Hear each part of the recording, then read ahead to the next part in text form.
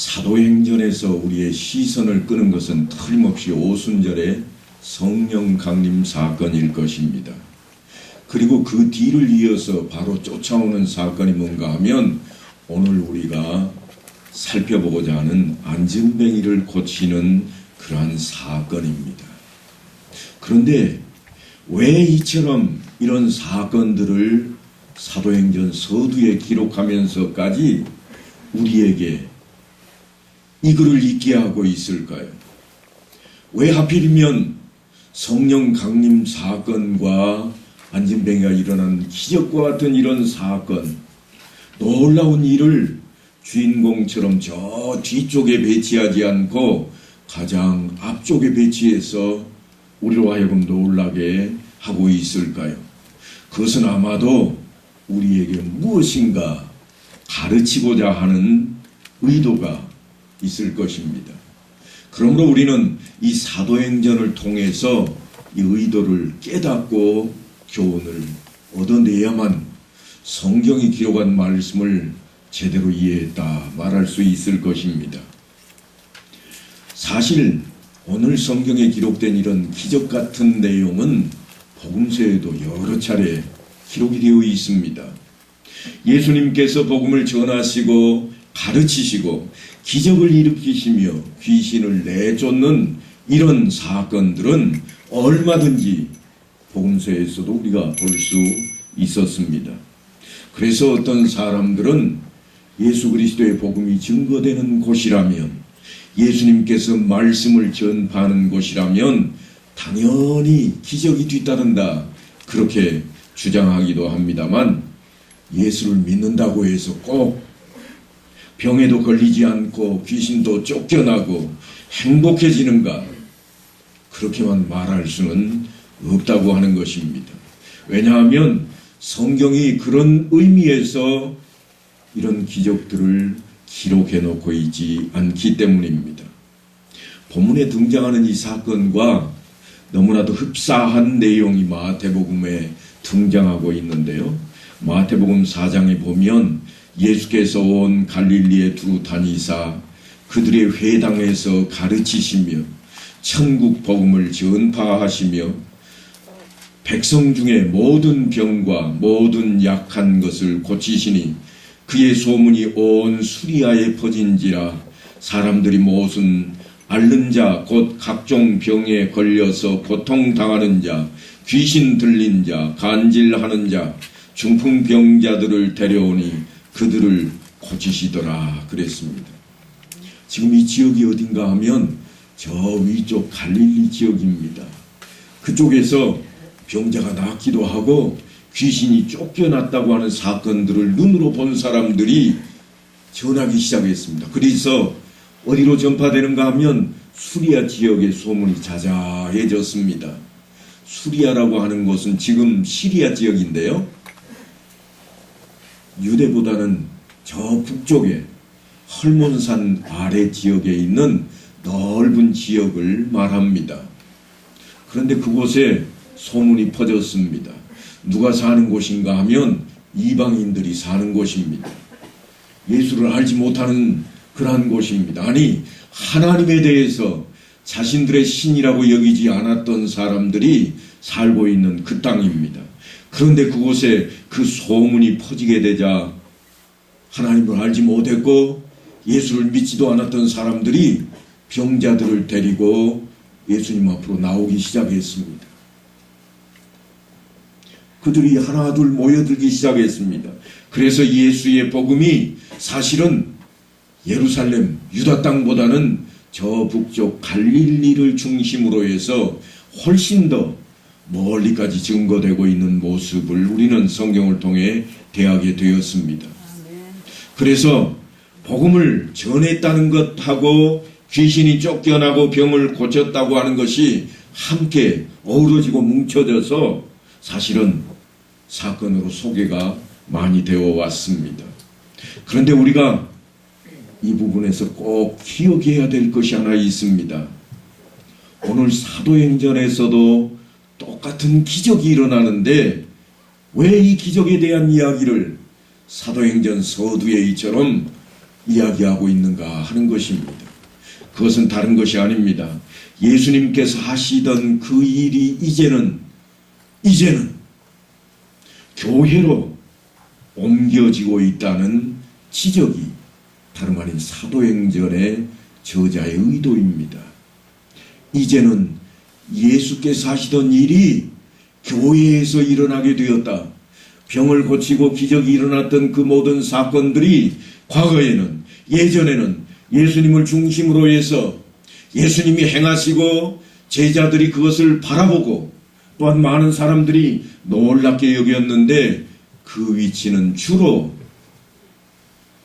유대인들과 또한 히브리 사람들이었는데 이제는 이방인들에게까지 널리 증거되는 자리로 나아가게 되고 있다고 하는 것입니다. 틀림없이 성령 강림이 있기 전에 예수님께서는 제자들에게 지시를 하셨습니다. 너희가 하나님께로부터 약속이 이루어지기 전까지는 이곳을 떠나지 말라. 그게 뭐였는가 하면 그들이 성령을 받기까지 기다리라고 하는 것이었습니다. 오직 성령이 너희에게 임하시면 너희가 권능을 받고 예루살렘과 온 유대와 사마리아와 땅끝까지 이르러 내 증인이 되리라. 이 말씀이 성령 강림이라고 하는 사건 속에는 내재되어 있습니다. 그래서 오순절 성령 강림 사건이 일어나자 초대교회라고 하는 예수를 믿는 자들의 모임이 새로운 삶을 시작하게 되는 것입니다. 그런데 그들의 삶이 어떠했는가 하면 서로 돌아보고 서로 가진 것을 함께 나누는 유무상통의 그런 그야말로 기쁨이 넘쳐나는 삶으로 바꿔지게 되었다고 하는 것입니다. 과거에는 있지 않았습니다. 물론 주님께서 제자들에게 그런 말씀을 하셨습니다. 네가 가진 것 다 내려놓고 나를 쫓으라. 이것이 앞으로 할 일이라. 그래서 그들은 다 내려놓고 쫓아왔습니다. 그런데 지금은 가진 것을 다 내어놓는데 어디에 내어놓고 있는가 하면 이웃들에게 내어놓고 있습니다. 바로 그런 자리에 오늘 우리가 읽었던 본문과 같은 사건이 터지게 되었습니다. 복음서에서는 틀림없이 예수님께서 홀로 증거하시고 복음을 증거하실 때에 제자들마저도 듣고 이게 하나님 나라로구나 하는 것을 이해하며 따랐다면 이제 사도행전은 그 일을 예수님께서 더 이상 하고 계시지를 않고 제자들이 교회가 그 일을 하고 있습니다. 물론 제자들이 예수님을 따랐을 때에도 그런 일이 있었습니다. 예수님께서 제자들을 불러 모아놓고 70인의 전도대를 보내며 너희는 가라. 전대도 가지지 말고 아무것도 가지지 말고 가서 복음을 증거하라. 그래서 그들이 나갔습니다. 나갔다 와서 보고하는 내용이 뭐였는가 하니까 우리가 전할 때 귀신도 쫓겨나고 병도 낫고 놀라운 일이 벌어졌습니다. 그렇게 보고를 했습니다. 그래서 다 그렇게 됐는가? 그렇지 않습니다. 이것은 훈련일 뿐이었습니다. 예수님께서 제자 셋을 데리고 변화산에 올라가 있는 동안에 사건이 터지는데 귀신 들려있는 아이 하나를 제자들조차도 아무도 제압하지 못했습니다. 무슨 말씀인가 하면 예수님께서는 이미 교회로 하여금 이 일을 행할 수 있도록 하시되 훈련의 과정을 거쳐놓고 있었다고 하는 것입니다. 그때 물론 베드로와 요한은 그 자리에 없었습니다. 주님을 따라 변화산에 올라갔었기 때문입니다. 그런데 오늘 본문에는 놀랍게도 이 두 사람의 이야기가 증거되고 있습니다. 이 두 사람이 실패하지 않았기 때문에 오늘 이 일을 할 수 있을까요? 그런 이야기가 아닙니다. 훈련은 틀림없이 실패의 거듭을 통해서 잘할 수 있도록 만들어가는 과정입니다. 그래서 이제는 제자들 누구라도 믿고 따르던 사람 누구라도 그 일을 할 수 있도록 되었다고 하는 것이 오늘 본문이 있게 만드는 이야기입니다. 너희가 성령을 받기만 하면 그 권능이 너희에게 임하게 될 것이라. 그때부터 너희는 내 증인이 될 것이라 하는 것이 주님의 약속이셨던 것처럼 이제 사도행전에 와서는 주님께서 하시던 그 일을 교회로, 다시 말하면 신자들에게 이양하게 되었다고 하는 것입니다. 그래서 오늘날 우리가 해야 할 일이 무엇인가 하면 주님께서 다니시며 복음을 증거했던 일을 우리가 해야 할 일입니다. 주님께서 병 낫기를 위해서 하나님께 기도했던 일을 우리가 해야 할 일입니다. 함께 나누고 축복하며 기도했던 그 일을 우리가 해야 될 일입니다. 그래서 주님께서 교회에 주신 권세가 어떤 권세인가? 다른 권세가 아닙니다. 은과 금은 내게 없거니와 내게 있는 이것을 내게 주노니 나사렛 예수 그리스도의 이름으로 일어나 걸으라. 이게 베드로와 요한이 외치는 소리입니다. 지금 틀림없이 구걸하기 위해서 안진뱅이가 베드로에게 구걸을 합니다. 그런데 베드로와 요한이 성전 림으로 들어가기 전에 뒤돌아볼 때에 이 사람이 동량 받을 것을 기대하고 쳐다봅니다. 한 푼을 줄 것 같았거든요. 물론 허름해 보이는 그런 처지였을 것입니다만 그럼에도 불구하고 바라볼 때에 베드로가 외치기를 내게는 금도 은도 없다. 동량 받으려고 했던 사람이 얼마나 실망했을까요? 한 푼 줄 줄 알았더니 한 푼 없답니다. 그런데 베드로가 이어서 하는 말이 내게 있는 이것을 네게 줄게 그럽니다. 내게 있는 이것, 그게 뭔가 하면 질그릇 안에 담겨있던 보배입니다. 내 안에 담겨있던 빛입니다. 내 안에 담겨있던 예수 그리스도의 형상입니다. 그것을 주겠다고 외치고 있습니다. 그러면서 하는 말이 예수 그리스도의 이름으로 일어나 걸으라 하는 것이었습니다. 그렇게 말만 하는 것이 아니라 손을 잡고 앞으로 당겨버립니다. 그러자 이 사람이 갑자기 일어나고 걷고 뛰는 모습을 갖게 되었다고 하는 것입니다. 그런데 이처럼 하고 있는 이런 권세가 어떤 권세인가 하면 골로새서 1장에 가면 사도 바울은 이렇게 이야기합니다. 그가 우리를 흑암의 권세에서 건져내사 그의 사랑의 아들의 나라로 옮기셨으니 그 아들 안에서 우리가 속량 곧 죄사함을 얻었도다.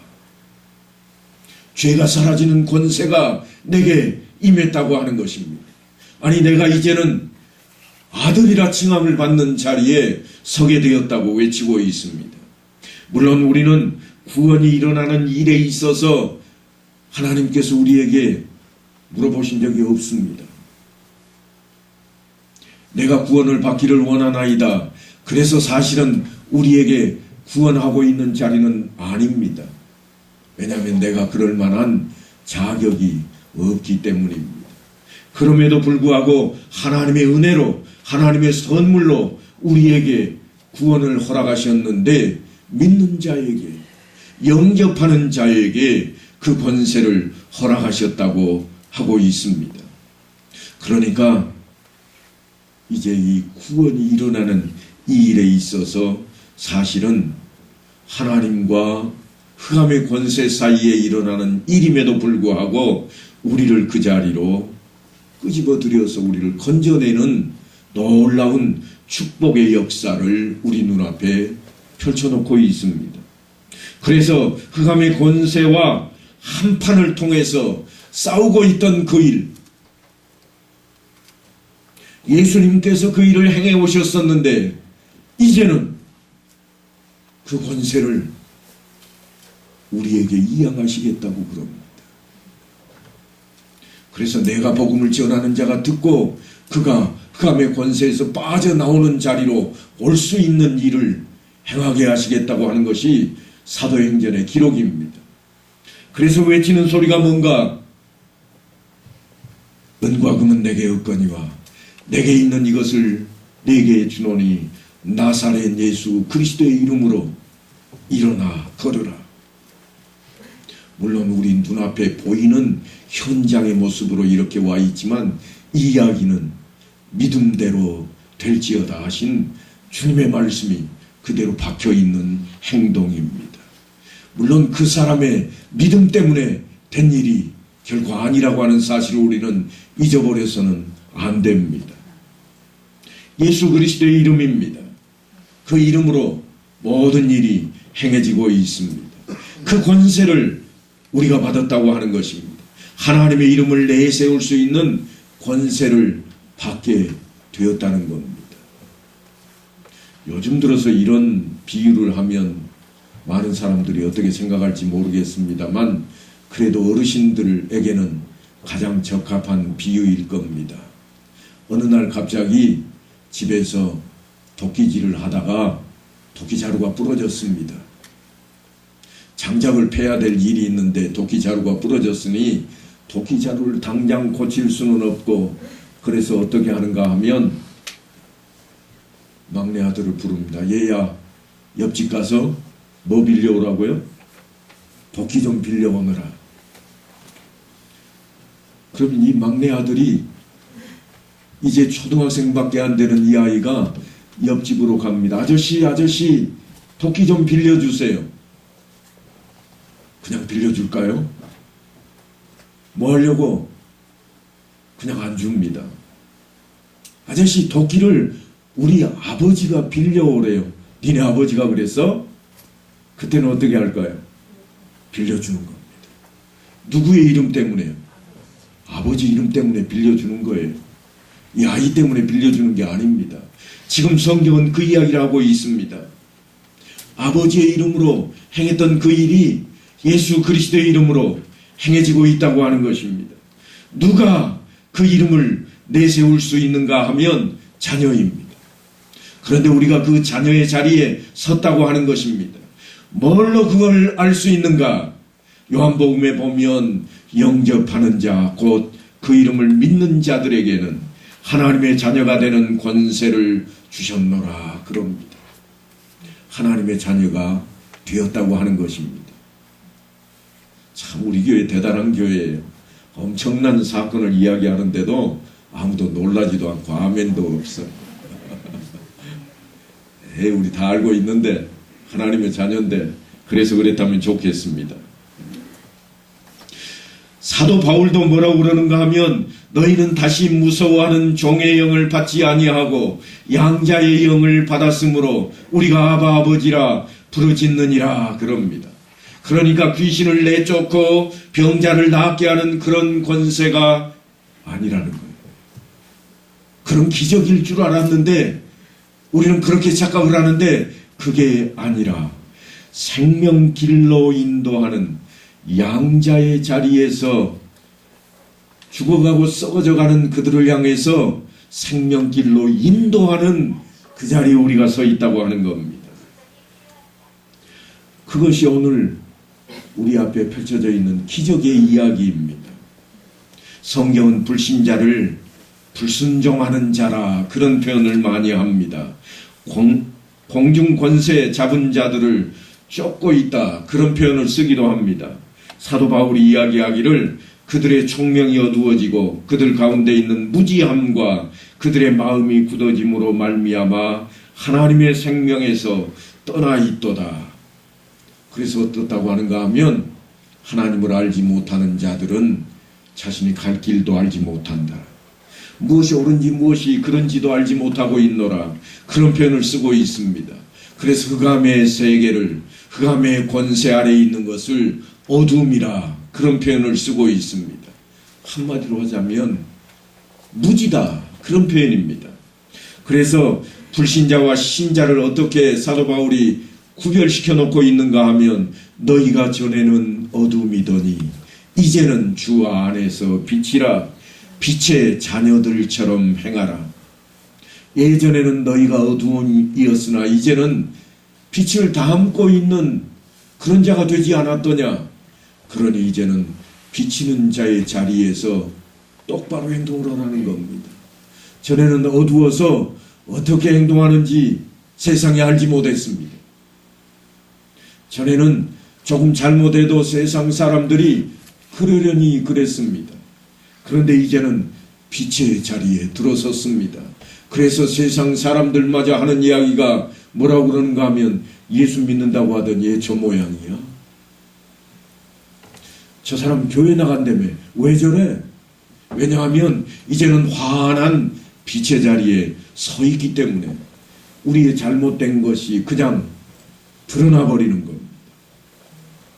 그래서 이 빛이라고 하는 것은 마태복음에서 요구하는 것처럼 너희는 세상의 빛이라 하는 이 자리로 우리가 나갔음을 꼭 기억해야 됩니다.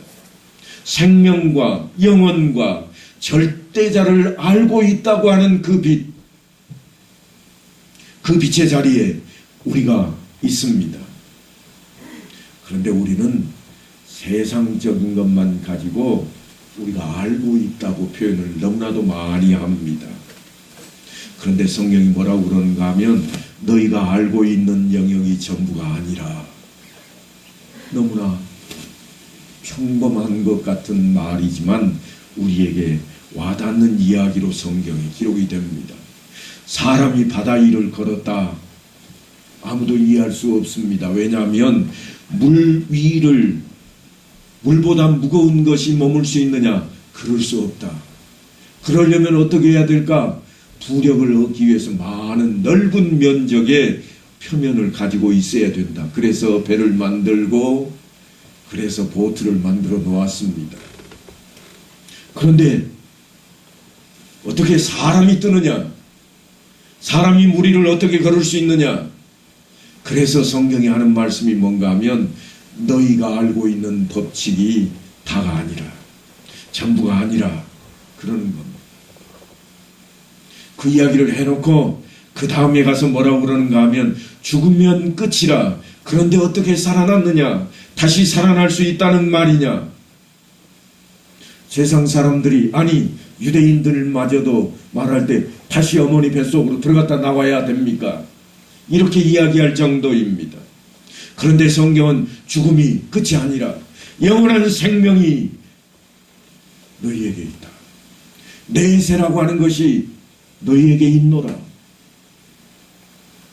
그래서 죽음이 끝이 아니요 부활이 있다고 하는 사실을 우리에게 증거해 놓고 있습니다. 그와 같은 동일한 선상에서 안전뱅이가 어떻게 일어났느냐 하는 이야기를 오늘 기적으로 저들 앞에 던져놓고 있는 겁니다. 아니 우리 앞에 던져졌다 해야 옳을 겁니다. 요즘은 과학 문명의 시대라서 안전뱅이가 틀림없이 외과적인 수술을 인해서 잘하면 일어날 수도 있고 신경치료를 잘하면 걸을 수도 있을 것입니다.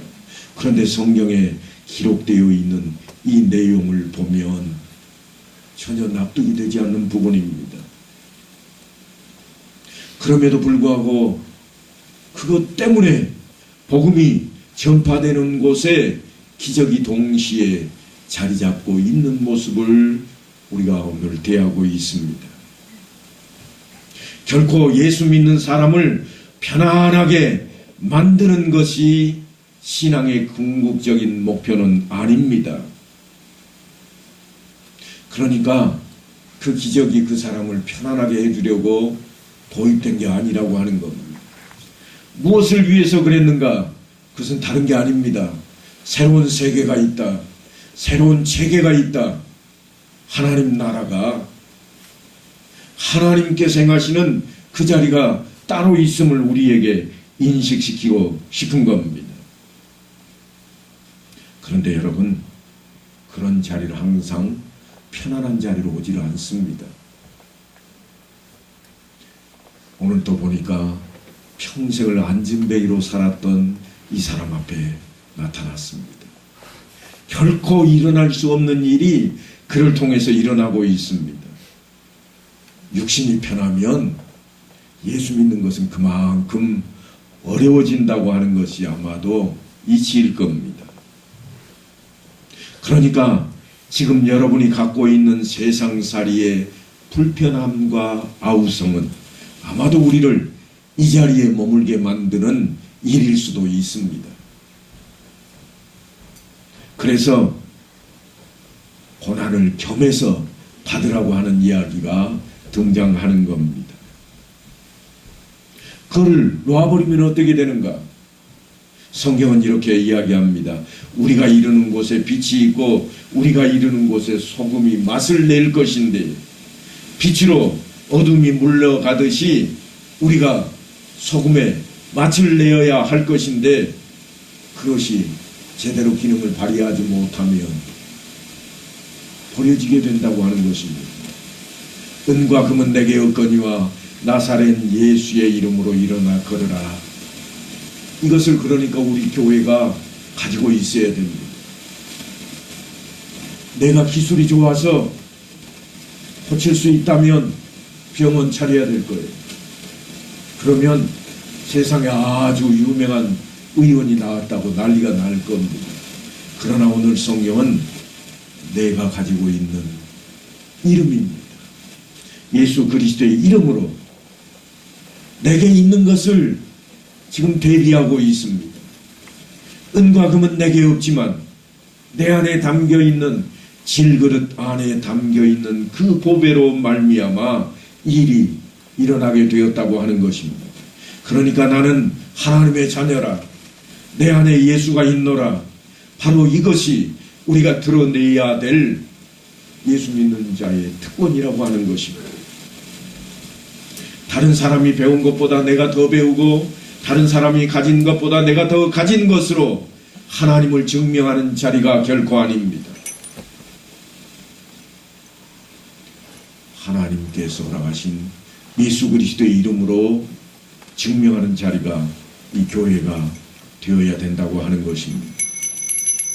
그래서 사도 바울은 그런즉 너희가 어떻게 행할지를 자세히 주의하여 지혜 없는 자같이 말며 오직 지혜 있는 자같이 하여 세월을 아끼라.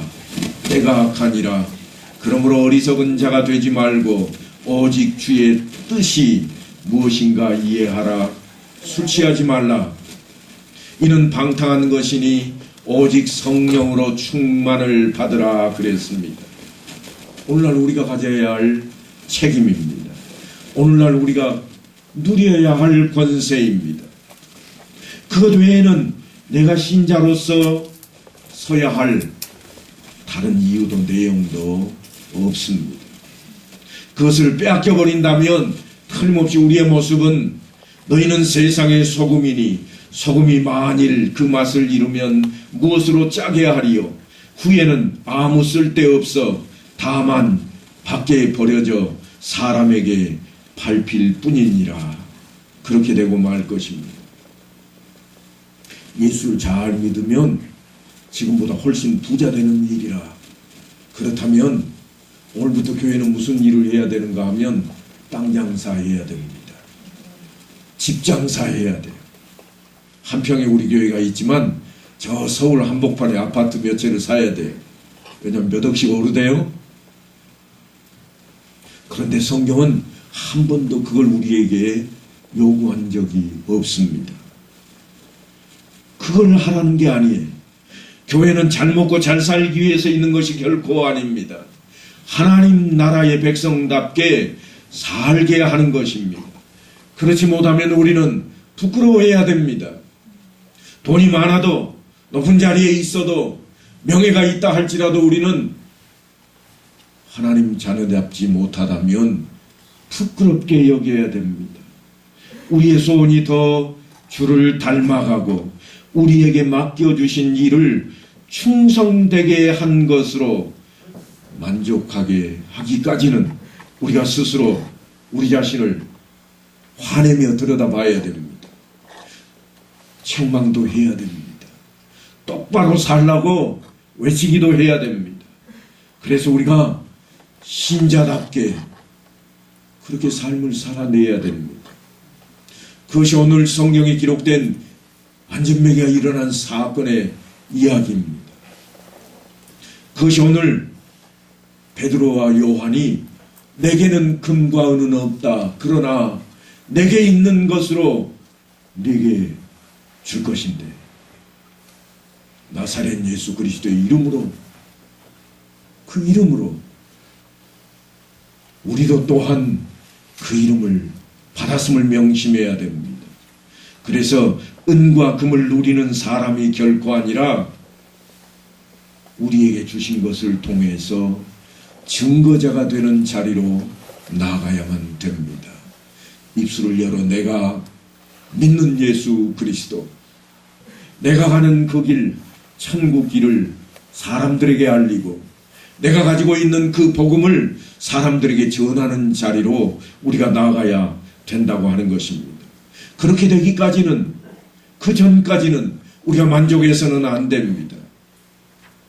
더 많이 기도하고 더 많이 말씀을 따라 실천하며 든든한 믿음이 들어설 수 있도록 우리 자신을 경건의 자리로 이끌어 가야만 될 것입니다. 그래서 세상 사람들 앞에 우리가 영적인 충격으로 다가서야 됩니다. 세상에 나면서부터 안진병이었는데 어떻게 걸을 수 있을까? 말도 안 돼. 그 자리에 뭐가 있었는가 하면 예수 그리스도의 이름이 있었습니다. 우리가 다 아는 저자는 틀림없이 날마다 동냥하고 있던 거렁뱅이였는데 갑자기 걷는다고? 뛴다고? 말도 안 돼. 그 자리에 예수 그리스도의 이름이 있었습니다. 아니, 그 자리에 걷고 뛰기 시작하던 이 안진뱅이였던 사람이 하나님을 찬송하는, 하나님께 영광 돌리는 외침이 있었습니다. 많은 사람들이 듣고 놀랐습니다. 우리는 어떨까요? 시간이 좀 지나서 이제는 다 잊어버렸을 것입니다만, 일본 후쿠시마에 원전이 터졌을 때 어떻게 했습니까? 큰일 났네. 왜요? 밥상머리에 올라오는 생선도 그쪽에서 오는 거 먹으면 안 돼. 왜요? 내 생명에 위해가 되니까. 그래서 떠들썩했습니다. 육신의 생명의 지장을 초래한다고 시골에 살고 있는 우리들조차도 방사능 피해를 걱정할 그런 자리에 서 있었습니다. 그런데요, 영적인 문제가 그만하지 못할까요? 영원한 생명의 문제가 그것보다 하찮은 일일까요? 왜 그 걱정을 안 하십니까? 내 영혼이 어디로 갈까? 혹시 죽어가지는 않을까? 방사능 피해 정도 이 땅에서 사는 동안에 우리에게 위협을 가하는 그 정도에는 골똘하고 조심하고 정말 자녀들에게도 조심시키면서도 우리 자신의 생명, 우리 자신의 영원한 생명, 아니 내 자녀들의 영원한 생명을 위해서는 왜 그렇게 무덤덤하신가요? 우리는 틀림없이 택함을 받았고 증인의 자리에 서야 할 자리에 있습니다. 성령이 너희에게 임하시면, 그래서 우리는 세례 받을 때 아멘 할렐루야, 내게도 성삼위 하나님의 이름으로 세례가 베풀어졌고 이제는 내 안에 성령이 계신다네 춤을 추기도 했고 찬송을 부르기도 했습니다. 그런데 그 영원한 생명, 그 생명을 위해서 우리는 지금 어떤 모습입니까? 우리는 이제 각성해야 되겠습니다. 내 영원한 생명을 위해서 방사능보다도 훨씬 더 우리에게 처절하게 다가올 영원한 죽음 앞에 우리가 서 있음을 깨닫고 영생을 위해 하나님께서 허락하신 그 놀라운 축복 위에 하나님의 자녀된 자리에 우리가 섰음을 깨달아서 내 안에 예수가 있노라고 성령께서 나와 함께 하신다고 외치는, 나사렛 예수의 이름을 외치는 그 입술이 우리가 되어야만 됩니다. 초대교회 시절에는, 아니, 예수님께서 이 땅에 오셨을 때는 예수님께서만 그 일을 행하셨으나 이제 제자들이 그 일을 이어받았고, 아니, 제자들뿐만 아니라 온 성도들, 성령이 충만했던 자들이 모두 그 일 앞에 서 있었다면 오늘날 우리도 동일한 자리에 서 있습니다. 이제 이 한 주간 동안에도 예수의 이름이 나를 통해서 세상을 밝히는 자리로, 내 안에 예수 있노라고 떳떳하게 외치고 나갈 수 있는 성도들 모두 되시기를 간절히 축원합니다.